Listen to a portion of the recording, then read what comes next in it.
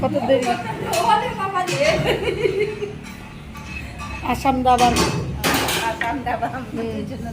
যত পাবলিক আছে সবাই দিক থেকে যাওয়া আসা করার সময় আসাম ধাবাতে ঢুকবেন। আর এই দিদিমণিদের থেকে কও কিছু দিদিমণিদের হাতের খানা খেয়ে যাবেন, কেমন স্বাদ।